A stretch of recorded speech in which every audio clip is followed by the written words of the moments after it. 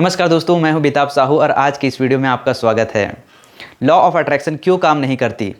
7 ऐसे कारण हैं जिसके कारण लॉ ऑफ अट्रैक्शन काम नहीं करता।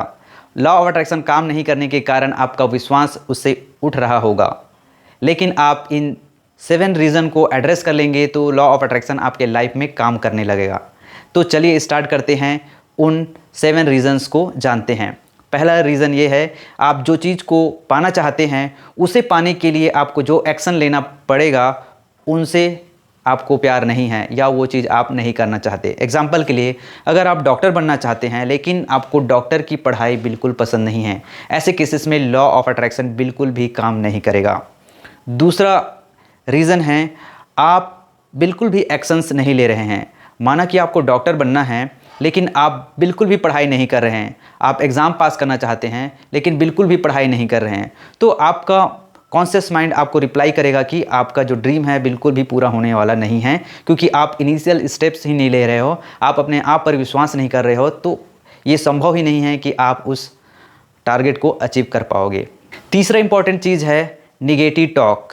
लाइफ में कुछ ऐसे सिचुएशन होते हैं जिस पर हम चर्चा करते हैं, वो सिचुएशन निगेटिव हो सकता है, पॉजिटिव हो सकता है। माना कि आप कोई प्रॉब्लम पर बात कर रहे हैं तो आप उस प्रॉब्लम को जस्टिफाई करने लगते हैं कि ये ऐसा क्यों हो गया, क्या कारण है, इसके लिए मैं जिम्मेदार नहीं हूँ। इस तरह से आप उस प्रॉब्लम को जस्टिफाई करने लगते हैं, न कि आप क्रिएटिव बनते हैं।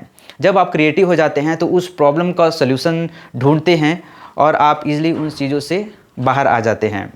जब भी आप बात करते हैं तो प्रॉब्लम के बारे में बात करते हैं, सॉल्यूशन के बारे में बात नहीं करते। इस कारण आप निगेटिवली चीज़ों को विजुलाइज करते हैं।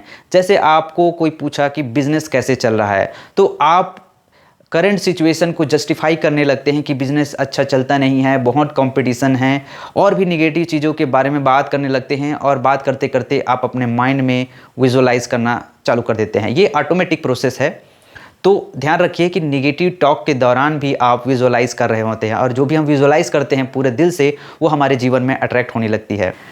चौथा इंपॉर्टेंट चीज़ है ग्रेटफुलनेस। हम हमारे जीवन में जैसा भी है वो हमारे पास्ट के एक्शन का, पास्ट के एफर्ट का नतीजा है।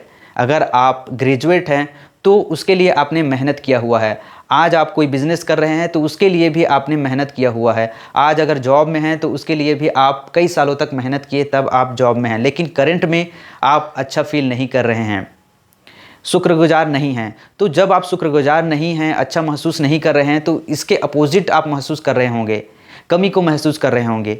आप जितना पैसा कमा रहे हैं उसमें आपको कमी महसूस हो रहा है कि आप कम पैसा कमा रहे हैं, तो ये एक तरह का निगेटिव फीलिंग है और ये आपके अंदर निगेटिव फ्रीक्वेंसी वाइब्रेशन जनरेट कर रही है। जब आप negative vibration, negative frequency generate करेंगे तो डेफिनेटली आप अपने लाइफ में निगेटिव चीज़ अट्रैक्ट करेंगे। इसलिए ग्रेटफुल होना बहुत ज़्यादा ज़रूरी है। आज के सिचुएशन में, आपकी लाइफ के करंट सिचुएशन में आप जैसे भी हो, उसके लिए आप ईश्वर से कृतज्ञ रहें और आप देखेंगे कि आपकी फीलिंग इमीडिएट चेंज हो जाएगी। और जैसे फीलिंग चेंज होता है वैसे ही आप पॉजिटिवली वाइब्रेट करेंगे और धीरे धीरे आप अच्छी चीज़ों को अट्रैक्ट करने लगेंगे। पांचवा फीलिंग से रिलेटेड है।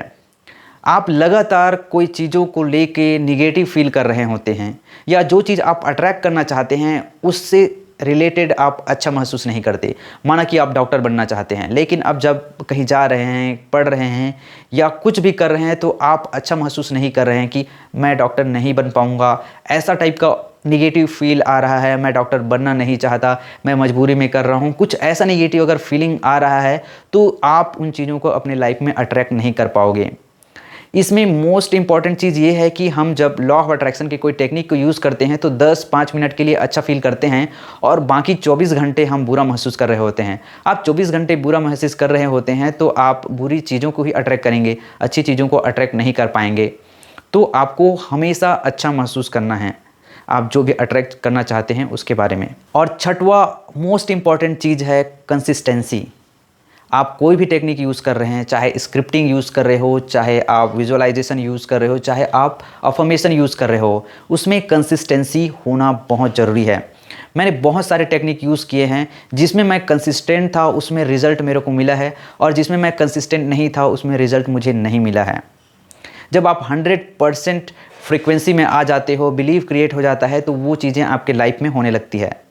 लेकिन आप एक सर्टेन ड्यूरेशन कंप्लीट नहीं कर पाते हैं, वो फीलिंग, वो एनर्जी, वो बिलीफ आप क्रिएट नहीं कर पाते हैं, तब तक वो चीज़ें काम नहीं करेगी। इसलिए कंसिस्टेंसी बहुत बहुत बहुत ज़्यादा इम्पॉर्टेंट है। सातवां मोस्ट इम्पॉर्टेंट चीज़ है मेडिटेशन। आपको अजीब सा लग रहा होगा कि मेडिटेशन से लॉ ऑफ अट्रैक्शन पावर कैसे बढ़ेगा, कैसे हम चीज़ों को मैनिफेस्ट कर पाएंगे। जब भी आप मेडिटेट करते हैं तो आपका माइंड, बॉडी दोनों हील होता है। आपके अंदर जो निगेटिविटी चल रही होती है, डिप्रेशन होता है, एग्जाइटी होता है, वो धीरे धीरे शांत होने लगता है। आपके बहुत सारे विचार, जो फालतू के विचार हैं, वो धीरे धीरे शांत होने लगता है और आपका माइंड फोकस्ड हो जाता है। तो जब भी आप सोचते हैं, जो भी महसूस करते हैं, उसकी फ्रीक्वेंसी हाई होती है। जब आपकी फ्रीक्वेंसी हाई होती है, पॉजिटिव होती है, तो आप उन चीज़ों को ईजिली अट्रैक्ट कर सकते हैं। जब आप मेडिटेट करते हैं तो आपका माइंड क्रिएटिव होता है, चीज़ों को जस्टिफाई नहीं करता है। तो इस तरह से मेडिटेशन आपके लॉ ऑफ अट्रैक्शन पावर को बढ़ा देती है।